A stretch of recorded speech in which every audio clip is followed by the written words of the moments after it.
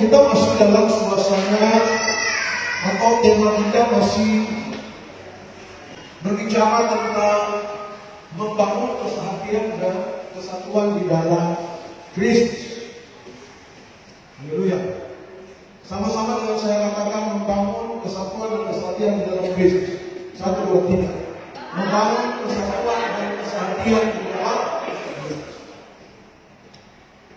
Bapak Ibu saudara-saudara yang dikasihi Tuhan, Tuhan membuat suatu lembaga kecil namanya keluarga. Apa tujuan Tuhan? Supaya keluarga ini memuliakan Tuhan. Keluarga ini mengaplikasikan rencana Tuhan dalam kehidupan. Ya, dalam kehidupan keluarga. Tuhan membangun lembaga keluarga merupakan lembaga terkecil. Tujuannya adalah supaya rencana Tuhan terjadi atas muka bumi. Supaya kehendak Tuhan terjadi atas muka bumi. Kemudian Tuhan membangun lembaga organisasi yang lebih besar. Kalau di Jepang ada konsel, kemudian ada jemaat yang menyeluruh, ada organisasi dengan satu tujuan adalah supaya rencana Tuhan terjadi di muka bumi. Kehendak Tuhan terjadi di muka bumi. Amin. Jadi semua tujuannya adalah untuk Tuhan, untuk hormat dan kemuliaan Tuhan, untuk supaya pekerjaan Tuhan bisa jadi, bisa berkembang, bisa bertumbuh. Itu tujuan Tuhan untuk sebuah lembaga. Kalau di dalam sosial kita mengenal juga bagaimana dibangun kerukunan, ikatan. Tujuannya, sekali lagi tujuannya untuk menyatakan kehendak Tuhan di muka bumi. Amin. Dan apa itu kehendak Tuhan? Kehendak Tuhan dari awal. Aku tak mencontoh bahwa kalau kita buka di dalam Kejadian, saudara yang kasih. Kejadian pasal 1, ketika Tuhan menjadikan manusia menurut rupa dan gambar. Ayat 26, 20-28 berkata, berfirmanlah Allah, baik kita menjadikan manusia menurut gambar dan rupa kita, supaya mereka berkuasa atas ikan-ikan di laut dan burung-burung di udara dan atas ternak dan atas seluruh bumi dan segala binatang-binatang yang merayap di bumi. Maka Allah menciptakan manusia menurut gambarnya, menurut gambar Allah diciptakannya dia, laki-laki dan perempuan diciptakannya mereka. Allah memberkati mereka. Allah berfirman kepada mereka, beranak cuculah dan bertambah banyaklah, penuhi bumi dan taklukkan. Itu berkuasalah atas ikan-ikan dan burung-burung di udara dan atas segala binatang-binatang merayap di bumi. Ketika Allah menciptakan manusia lembaga yang terkecil, saudara dikasih, yang Allah ciptakan saudara, maka ada tujuan Allah. Pertama, saudara dikasih, setelah Allah memberkati mereka, maka Allah berfirman beranak cucu. Artinya melahirkan keturunan ilahi. Amin. Itu tujuan Tuhan.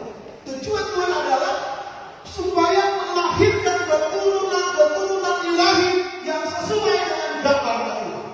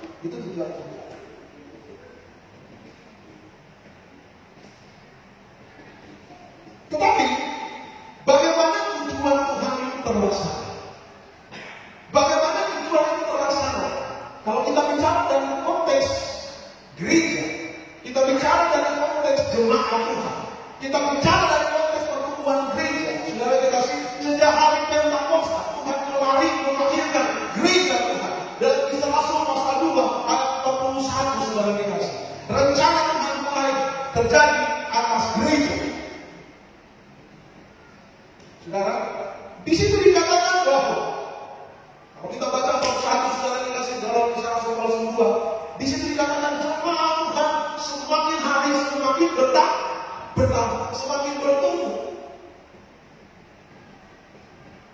Bertumbuh dalam apa? Saudara dikasih, artinya kita bertumbuh selain dari kuantitas, tetapi ada kualitas rohani, kualitas yang boleh saya katakan itu adalah benih-benih ilahi.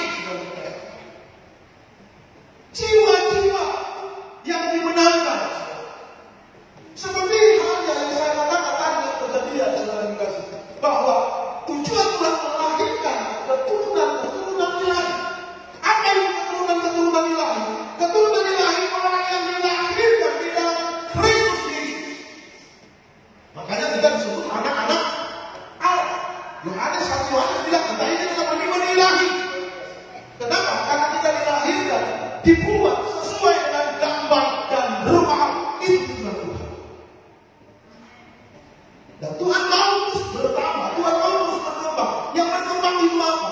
Yang berkembang itu adalah anak-anak Allah yang terus bertambah. Orang-orang yang percaya kepada Tuhan terus bertambah, terus bertambah, terus bertambah.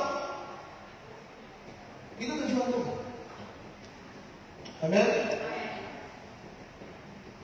Ketika kita berkeluarga, maka sebenarnya Tuhan mau keturunan kita, hasil keturunan kita adalah dia menjadi anak-anak Tuhan, anak-anaknya Tuhan, anak-anaknya Tuhan untuk menaklukkan bumi. Artinya saya boleh garis bawahi menaklukkan berbicara menjadi pemimpin-pemimpin di bumi, menjadi orang-orang yang tertanam di bumi. Itu dua hal ini. Amin. Amin. Itu tujuan Tuhan. Percaya. Haleluya. Selain melahirkan benih-benih ilahi atau keturunan ilahi, Tuhan juga punya keinginan, rencana adalah kita menjadi penanggung, kita menjadi penguasa atas bumi. Kita menjadi orang-orang di mana orang-orang yang dihasilkan dari benih-benih ilahi menjadi penanggung bumi. Itu tujuan Tuhan. Menjadi orang-orang yang hebat. Tujuan tentunya saudara dikasih adalah supaya dengan kehidupan kita, apa yang kita hasilkan, kita memuliakan Tuhan. Saudara yang dikasih, bagaimana sampai tujuan Tuhan itu bisa tercapai? Nah, ini yang harus kita belajar. Bagaimana tujuan Tuhan itu bisa tercapai? Seperti yang saya bilang dua tujuan itu, yaitu kita tujuan Tuhan melahirkan keturunan ilahi. Makanya kita berkata di dalam Kristus kita adalah anak-anak Allah. Amin. Hal yang kedua, tujuan Tuhan sebagai manusia menjadi penakluk. Kita akan menjadi orang-orang pemenang di dalam Kristus. Itu penakluk. Amin. Kita menjadi orang-orang yang diberkati oleh Tuhan di muka bumi, di muka bumi. Kita menjadi orang-orang yang betul-betul diberkati oleh Tuhan. Amin. Tuhan akan membedakan anak-anak yang dibedakan oleh Tuhan. Itu tujuan Tuhan. Tetapi sekarang kita untuk sampai kepada tujuan Tuhan itu, maka ada yang harus kita lakukan. Ada syarat-syarat yang harus kita lakukan. Kita mulai ada dua hal yang akan saya bagikan, saudara dikasih.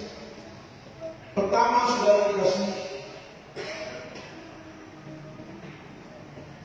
syarat untuk diberkati, syarat untuk berkemenangan di dalam Kristus, syarat untuk menjadi penakluk, syarat untuk menjadi orang-orang yang menerima berkat. Karena ketika Tuhan menjadikan manusia, Tuhan memberkati. Ada dua hal ini yang harus kita pelajari. Bagaimana sudah dikasih syarat untuk bisa diberkati dan syarat untuk bisa menjadi penakluk, menjadi pemenang di dalam Kristus. Kita mulai. Hal yang pertama kita akan pelajari adalah di dalam Mazmur pasal 133. Saya sudah bagikan ini dalam doa. Ayo kita buka di dalam Mazmur pasal 133 ayat 1 sampai ayat yang ketiga. Kalau kita sudah dapat, ada baiknya kita baca ayat ini sama-sama dengan judul di situ persaudaraan yang rukun.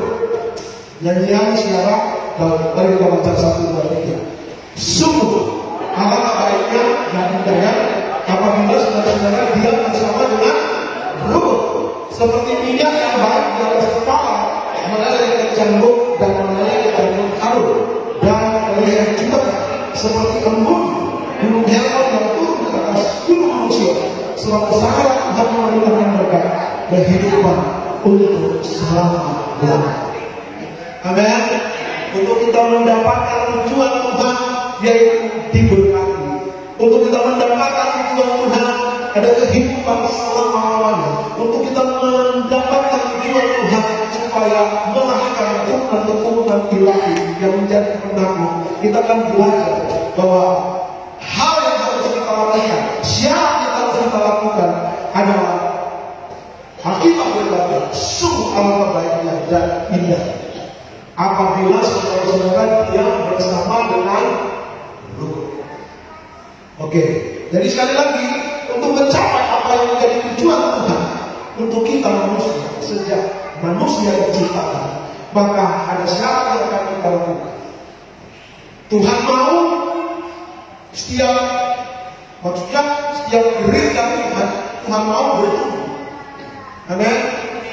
Tuhan juga mau ketika hadir atau Tuhan hadirkan jemaat Tuhan ini, Tuhan juga mau bertumbuh. Tuhan mau bertumbuh dari kuantitas, tapi juga dari kualitas. Bukan hanya kualitas juga, tapi kualitas. Tetapi bukan hanya juga kuantitas, tetapi kualitas. Ini adalah dua hal yang harus berjalan bersama-sama.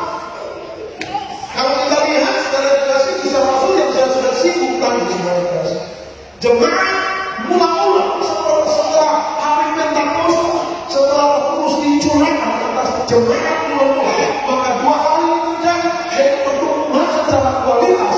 Iman mereka bertumbuh, saudara. Mereka hidup dalam doa, hidup dalam puji-pujian mereka, hidup dalam komunitas, saling berbagi, saudara, mendengarkan dengan sesama pembacaan firman, saudara. Ini berbicara tentang kualitas iman, saudara. Mereka memuji Tuhan, mereka berharap dan mengandalkan Tuhan. Ini bicara tentang kualitas iman daripada jemaat. Ini yang Tuhan mau.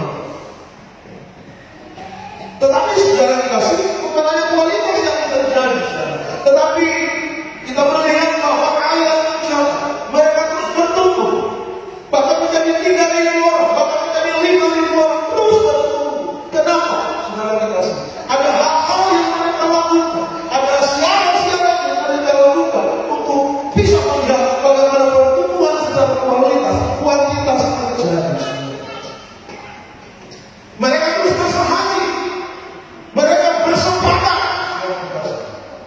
Ayat dalam Mazmur berkata, apabila saudara-saudara diam bersama dengan rukun, maka Tuhan akan memerintahkan berkat, bahkan kehidupan untuk selama-lamanya. Amin, saudara dikasih. Apa itu rukun, saudara? Apa itu rukun, saudara? Rukun ini berbicara juga, dia luas pengertiannya. Rukun berbicara tentang kesatuan. Amin. Rukun berbicara tentang unity.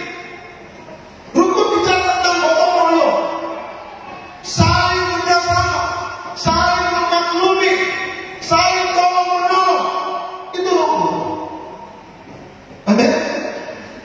Kalau keluarga kita tidak rukun, percaya keluarga itu akan hancur.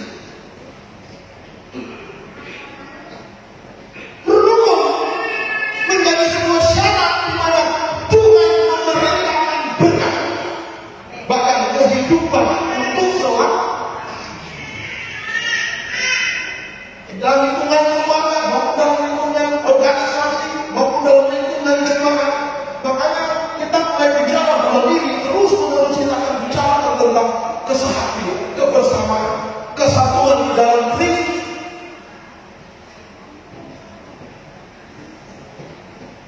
Dia bersama dengan rukun merupakan salah satu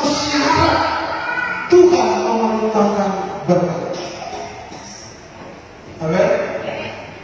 Percaya. Kalau kita nurut, maka berkat Tuhan akan alir ke dalam kehidupan kita. Bicara berkat, saudara dikasih. Berkat bukan hanya konotasi kepada kekayaan. Itu hanya bagian saja. Tetapi bukan hanya kekayaan. Berkat berbicara luas. Berkat berbicara tentang bagaimana kebutuhan materi dicukupkan. Berkat berbicara tentang bagaimana kesehatan.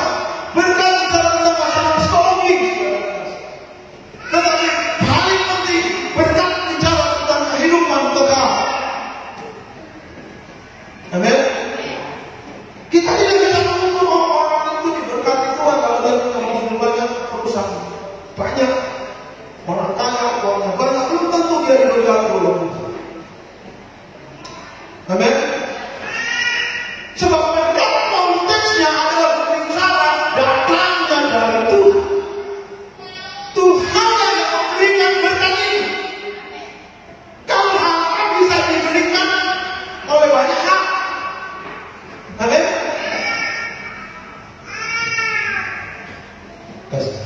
Harta bisa diberikan oleh iblis juga bisa memberikan harta. Amin. Orang ke Gunung Kidul, orang pasang moge, segala macam kita bisa katakan. Amin. Betul tak? Harta bisa kita dapat dengan kerja keras, bisa. Harta bisa dapat dengan orang sebanyak orang kaya hari ini. Apakah kita menyebut mereka orang-orang yang diberkati? Halo? Halo? Wah, mereka itu orang yang diberkati. Kenapa? Uangnya itu 1 kontainer gitu kan? Mereka itu orang yang diberkati. Kenapa? Uangnya sudah tidak ada nomor seri kan? Apakah konotasi berkat seperti itu? Tahu? Sebab walaupun dia kaya, dia mati masuk neraka, maka dia adalah orang diberkati.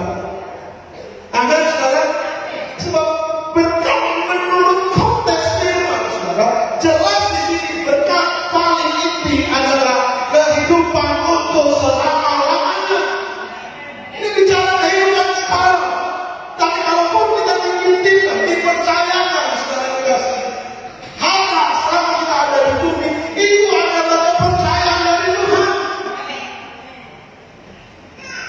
Amin. Makanya kalau kita bilang carikan dahulu kebenaran ada, kebenarannya maka semuanya itu akan dikatakan. Saya akan berjuang bicara Tuhan. Kalau Tuhan memberkati kita, konteksnya tidak berbicara selalu orientasinya kepada dia kaya, dia memiliki jabatan tinggi. No. Masih banyak yang lebih kaya tapi tidak tahu Tuhan. Amin. Pengusaha-pengusaha di atas sana kaya-kaya tapi tidak pernah ke gereja. Apa mereka diberkati Tuhan? Tidak. Jadi sekali lagi sepakat berbicara tentang berkat Tuhan adalah berbicara tentang kehidupan untuk selama-lamanya. 1 Timotius pasal 4. Ketika kita beribadah maka akan berkat kita di bumi, tetapi juga di surga. Tapi percaya berkat di bumi itu hanya titipan Tuhan. Jadi itu adalah anugerah Tuhan untuk kita bisa menikmati apa yang Tuhan tahu. Tapi itu bukan tujuan utama Tuhan. Haleluya. Jadi kalau bicara kita diberkati Tuhan, Tuhan punya tujuan adalah menjadikan kita keturunan ilahi yang sesuai dengan gambar Allah, yang sempurna, saudara kasih. Bahkan ketika manusia rusak, gambarnya rusak karena dosa, Tuhan bilang saudara di dalam Filipi pasal 2 ayat 19, di dalam Kristus kita dibuat kembali saudara, sesuai dengan gambar Allah.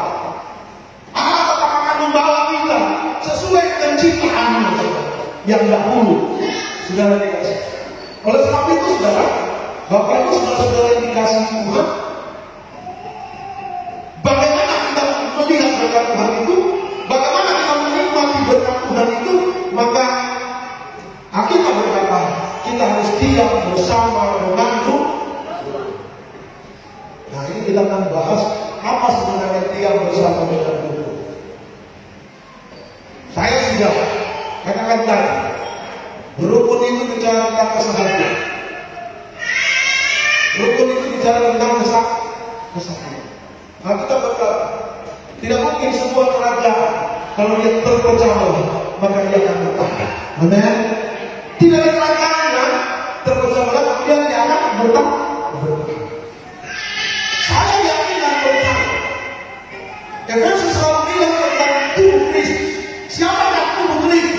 Tubuh Kristus berbicara tentang komunitas jemaat-jemaat yang dibangun di dalam Kristus, di mana Kristus adalah kepala.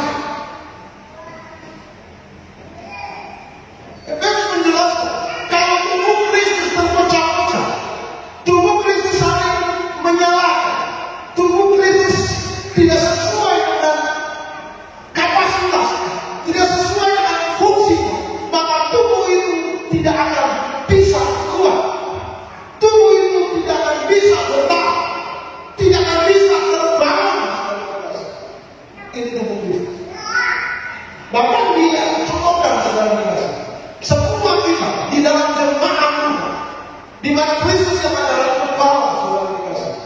Maka kita semua harus melakukan sesuai dengan fungsi masing-masing supaya tubuh Kristus terbangun sempurna. Amin. Kita ini adalah tubuh Kristus dan Kristus adalah kepala. Satu Korintus juga menjelaskan begitu detail tentang bagaimana fungsi masing-masing supaya tubuh Kristus itu bisa berjalan, jemaat Tuhan itu bisa berjalan dengan baik sesuai dengan apa yang Tuhan mau. Semua kita punya fungsi yang berbeda-beda. Seperti halnya tubuh. Tangan, saudara kasih, fungsinya berbeda. Jari ini punya fungsi berbeda-beda. Kaki punya fungsi yang berbeda-beda. Kita semua itu kita punya karunia yang berbeda, tidak sama, tetapi disatukan di dalam Kristus. Saudara, apa jadinya saudara kasih kalau semua tubuh ini tangan? Bisa dibayangkan, semua menjadi tangan. Sini ada tangan, indah, tidak indah? Betul kan? Atau semua jadi kepala, semua tahu kepala, nah indah. Semua jadi kaki, indah, betul kan? Kesempurnaan itu terjadi sesuai dengan fungsi masing-masing. Semua punya fungsi.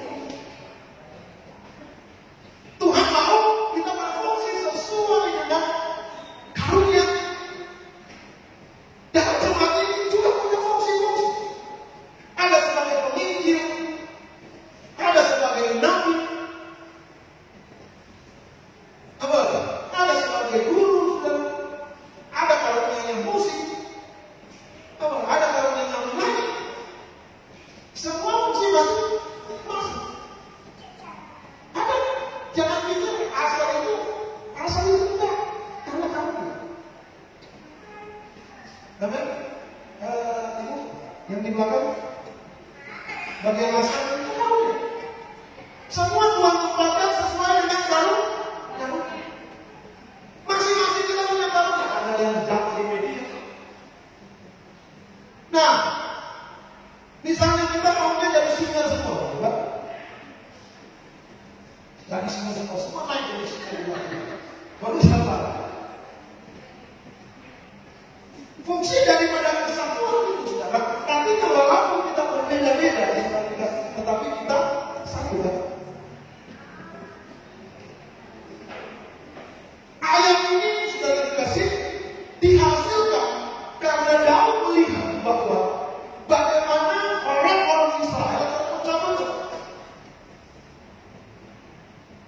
Orang Israel terpecah-pecah, makanya Daud berkata, biarkan dia bersama dengan Tuhan. Karena dengan terpecah-pecah tidak akan bertahan. Dengan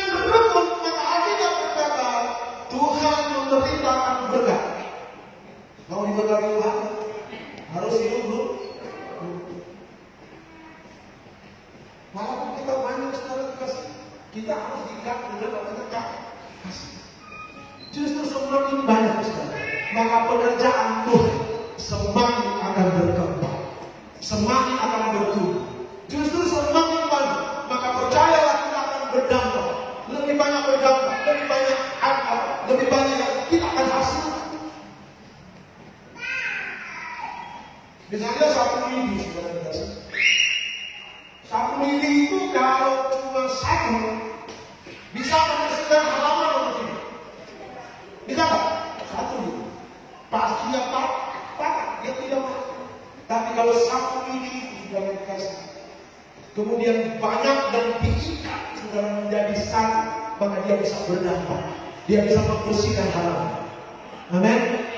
Ketika kita menjadi satu, ketika kita rumput secara jelas, maka kita akan berdampak. Ketika kita rumput, maka berkat Tuhan akan mencurahkan. Ada ayat lain berkata itu ayat hafalan atau hafalan. 2-3 orang bertemu dalam namaku, maka disitu aku. Tuhan menjawab doa.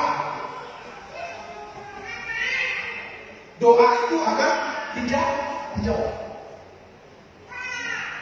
Berkumpul dalam ikatan. Berkumpul dalam ikatan nama Tuhan. Berkumpul dalam ikatan kasih Tuhan. Maka setiap doa kita dijawab.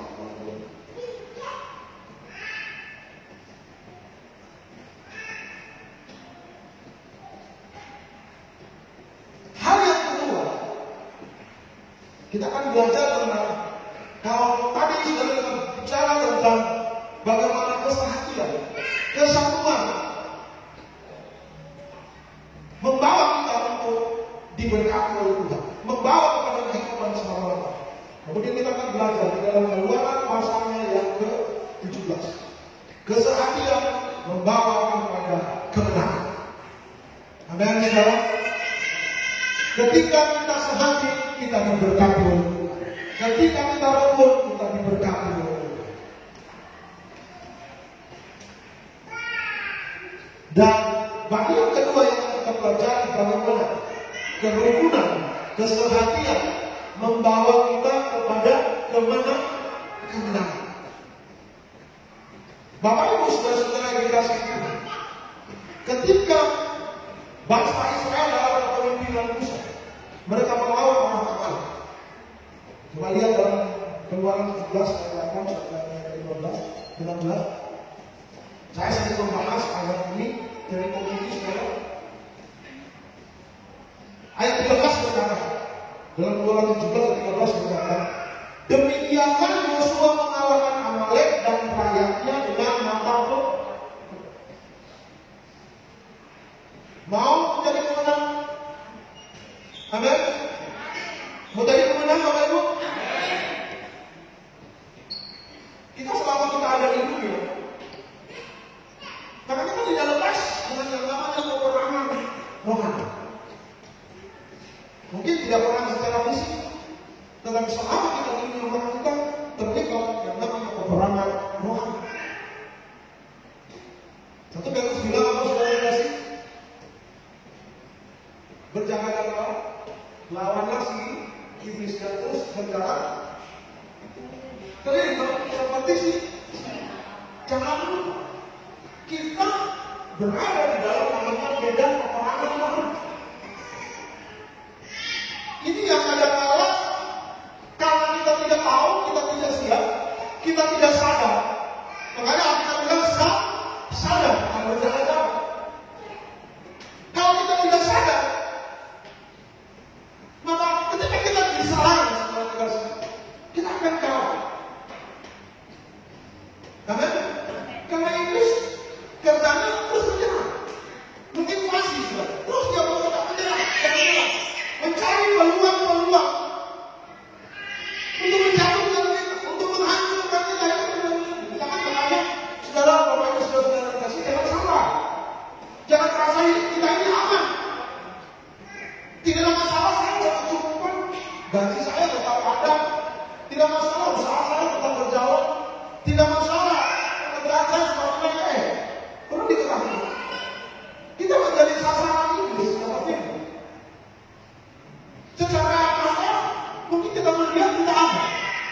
dalam alam loh, saudara yang kasih. Kita sedang diincam. Baik pengaruhnya pada siapa? Iblis bukan hanya dia mempengaruhi roh kita, tetapi dia akan mempengaruhi jiwa kita, bahkan tubuh kita juga dipengaruhi. Amin. Berarti kita sekarang dalam medan perang. Makanya kita harus berjaga-jaga. Terus berjaga-jaga, seperti yang kita katakan, terus berjaga-jaga dan lawan si iblis. Kita melihat tadi dalam pembacaan kita tentang dalam Keluaran, kesehatian membawa kepada kemenangan. Kita lihat di dalam Keluaran 17 ayatnya yang ke-10 sampai ayatnya yang ke-12. Karena Tuhan berkata, lalu Yosua melakukan seperti yang dikatakan Musa kepadanya dan pulang membawa orang Amalek. Tetapi Musa, Harun dan Hur naik ke atas bukit, dan terjadilah apabila Musa mengangkat tangannya lebih kuatlah Israel, tetapi apabila yang menurunkan tangannya lebih kuatlah Amalek. Saudara, kemenangan itu akan terjadi ketika kita sehat, kerjasama. Kalau tadi berkat akan turun, akan diperintahkan Tuhan atas hidup kita, bahkan kehidupan selama-lamanya. Ketika kita rutin, ketika ada kesatuan, ketika ada kebersamaan. Sekarang kemenangan akan terjadi ketika juga kita ada kerjasama, ada gotong royong, ada kesatuan, ada unity di sini. Apa yang dilakukan oleh Yosua, Musa, Harun dan Hur ini merupakan menjadi contoh, menjadi tolak ukur, saudara dikasih, untuk kita bisa menjadi pemenang. Musa adalah pemimpin yang hebat, saudara. Musa adalah pemimpin yang akan dipuji oleh Tuhan. Dia orang yang hebat. Tetapi Musa, dia tetap membutuhkan orang lain sebagai pendukungnya. Dia tetap membutuhkan orang lain untuk dia tetap eksis. Dia membutuhkan orang lain untuk dia bisa membawa Israel menjadi pemenang. Amin. Artinya tidak ada pemenang yang hebat. Apalagi saya selalu berdoa sama Tuhan. Tuhan itu saya ini terbatas sekali. Saya ini tidak hebat.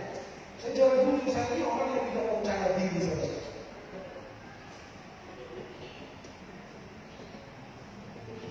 Sekarang sudah mulai ada percaya diri. Kalau dulu saya udah Tuhan lain, saya bisa menjadi hamba Tuhan, menjadi pemimpin. Dia nggak saya menjadi jemaat yang biasa-biasa yang mendukung pelayanan saja. Biasanya sambil bekerja saya mendukung pelayanan, itu doa saya. Kalau lihat Musa itu juga dia menolak mati-matian untuk menjadi pemimpin Israel. Dia tidak fasilitas. Saya juga tidak fasilitas. Baru sekarang kemudian sedikit fasilitas. Kalau dulu karena saya disuruh khotbah, saya sudah jadi hamba Tuhan. Sudah berdiri di depan, baru saya disuruh. Temanya disuruh khotbahnya luar biasa sekali. Orang mulai keluarkan catatan, buku catatan. Karena ini pendeta ini temanya luar biasa. Giliran lagi ke depan, saya cuma bicara berapa menit saja. Hanya yang tidak sesuai dengan tema yang luar biasa. Ketika bicara tidak ada yang bisa dikenal. Itu berapa kali? Maka saya bilang, Tuhan, tapi saya tidak dibilang saya yang lain. Musa menghindar karena dia tidak masih tidak. Kalau baca Yeremia pasal 1 ayat 4, Yeremia juga sama. Dia bilang, kamu tidak cari orang lain untuk memilih kita. Artinya kalau kita sudah dipilih Tuhan, dimanapun kita berada, pasti Tuhan akan pilih. Saya hampir pernah jadi Yunus. Walaupun nama saya bukan Yunus. Saya berapa kali lari dari saya. Karena saya berapa tidak mampu, saya tidak hebat. Saya tidak percaya diri. Karena istri saya. Tapi saudara yang dikasih dalam Tuhan, kalau Tuhan sudah tetap, Tuhan sudah pastikan seperti Musa, seperti Yeremia, kita tidak bisa menang kita. Maka saya menyebut apapun yang terjadi, dimanapun saya berada, saya tetap melayani dia. Pernah dulu saya sudah bekerja.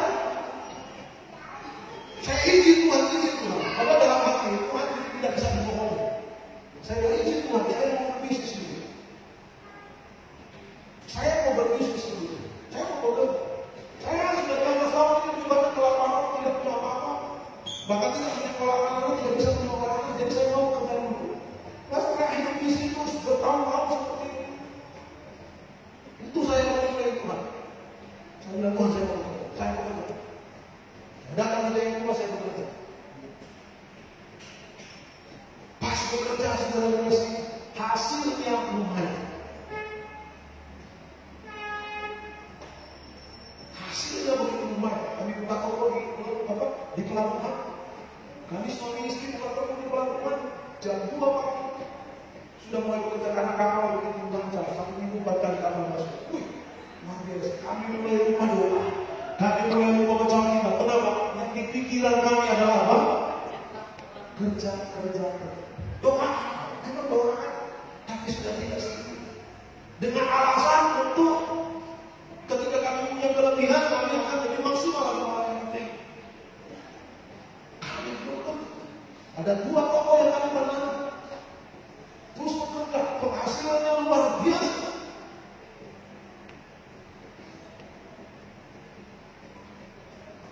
Terakhir saudara yang dikasih, kami sudah bergabung di PBL, kami masih PBL. Baru terakhir, singkat cerita, ada pelayanan di ASO. Pelayanan di ASO, harapan di ASO tidak ada kenal. Harapan berulang-ulang sudah ditentukan berbahan yang A. Saya tidak masuk. Karena saya sudah bilang ke Bapak Speaker, Bapak, saya dari kamu, jangan bawa saya dari kamu. Oh ya begitu dia. Saya mau di kota. Setelah waktu di kota, enak juga di kota ya. Gitu ya. Bekerja, saya juga full time. Bekerja. Sudah bekerja di toko dapat gaji, di kantor juga dapat gaji. Luar biasa. Luar biasa. Tapi saya mulai tengah pertama ketika dikunjungi oleh 2 orang pendeta dari Manado. Di pendeta tidak. Dia bilang begini sama saya, belum sekarang sudah lebih kelihatan jadi pengusaha daripada dari pendeta. Hati-hati dulu. Orang Manado bilang belum itu bahasa penghormatan, penghormatan itu. Hati-hati dulu. Soalnya teman saya di Jakarta ketika dia berlari, dia marah-marah. Jangan sudah terus. Apa-apa maksudnya apa? Saya bilang, ini juga untuk pekerjaan Tuhan. Iya, saya kasih tahu saja. Waktu saya bawa mobil, hati sekali sama itu orangnya saudara. Saya lihat bawa mobil, saya terintimidasi dengan kata-kata itu. Datanglah yang satu, dia tidak dikatakan, tetapi dalam doa. Saya bilang hal yang begitu. Jangan-jangan saya tipe Yunus yang tidak melarikan diri secara fisik, tapi lari dari panggilan kan gitu kan.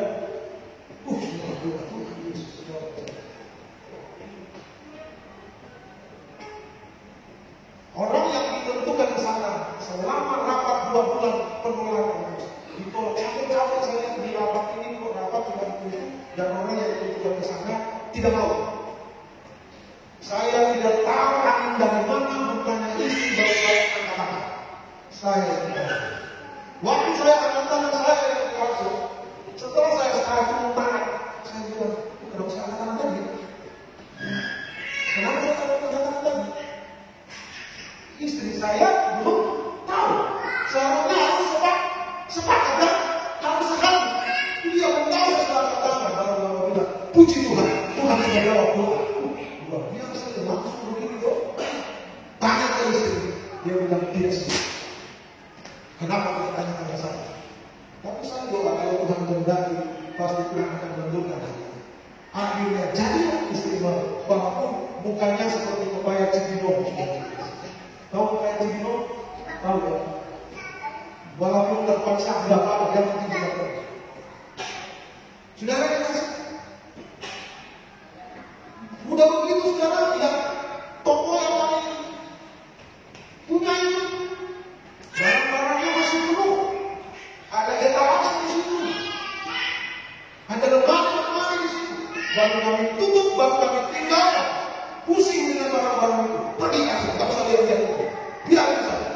Sebab namanya panggilan, nggak usah lihat ke belakang. Dan kalau lihat ke belakang, jadi tiang yang dalam. Begitu tidak hal itu. Sudah itulah mulai kami memikul salib yang begitu. Saudara, kami masuk sebagai pembawa cawan, dan kami harus 1 minggu 3 kali bolak-balik ke Polimak. Karena kami harus kantor. Jalan dari Polimak sampai ke sana bisa 2 jam, saudara, dengan jalan yang rusak. Kami 1 minggu 3 kali kami bolak-balik. Sebab kalau kami tidak kantor, kami tidak dapat gaji. Bahkan 1 hari tidak masuk dipotong langsung gaji. Jadi tidak kantor, tidak. Jadi tidak masuk kantor. Saya dengan istri bolak-balik. Masuk kantor. Belum begitu harus berdiri sekali pelayanan yang ada di ujung jalan. Becek-becek jalan susah setiap minggu kami lakukan itu. Bingung saya. Tetapi saya bersyukur, Bapak Ibu saudara-saudara kasih Tuhan. Tuhan itu begitu luar biasa. Tuhan itu begitu baik. Tuhan itu begitu dahsyat. Kenapa? Tuhan memberikan kami kemampuan. Tuhan memberikan kami kemampuan untuk melaksanakan tanggung jawab dan kepercayaan. Mulai di situ saya mulai berpikir bahwa berarti panggilan Tuhan terhadap kami sudah seperti ini. Gak bisa kami kita.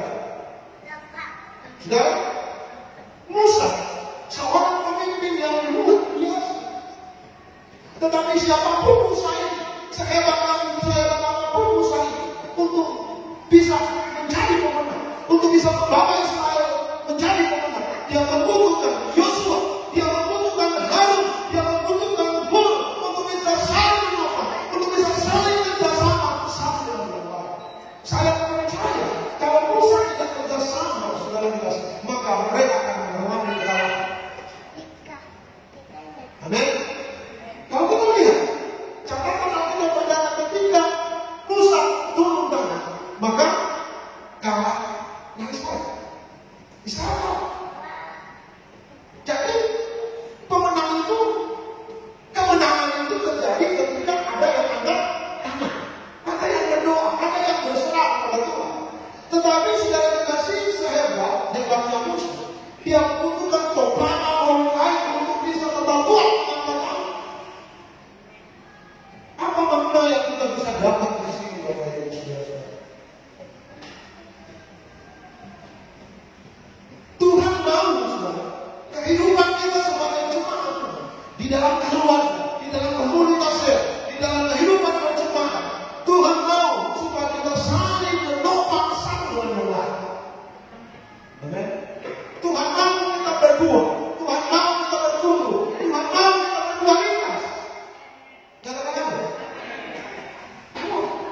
Cuma masuk PKS supaya dia bagaimana cara membangun akan konsep ini, bagaimana supaya konsep ini bertumbuh, bagaimana konsep ini berkembang, itu yang dipikirkan. Karena itu tujuan Tuhan, itu kemauan Tuhan, itu dari Tuhan. Tidak harus jalan biasa-biasa saja, yang penting hidup. Ada istilah hidup sedang, berarti mau jangan begitu. Tapi bagaimana kita mulai doa? Kita mulai doa supaya ada aktivitas, karena itu yang Tuhan mau. Haleluya. Ini yang jadi dua Tuhan. Kedua yang pertama Tuhan adalah ketika kita bersepakat, kita akan diberkati Tuhan. Dan hal yang kedua, ketika kita sepakat, maka kita akan menjadi pemenang di dalam Tuhan. Saya percaya kita mau diberkati Tuhan. Benar-benar saya percaya kita mau menjadi pemenang di dalam Tuhan. Amin.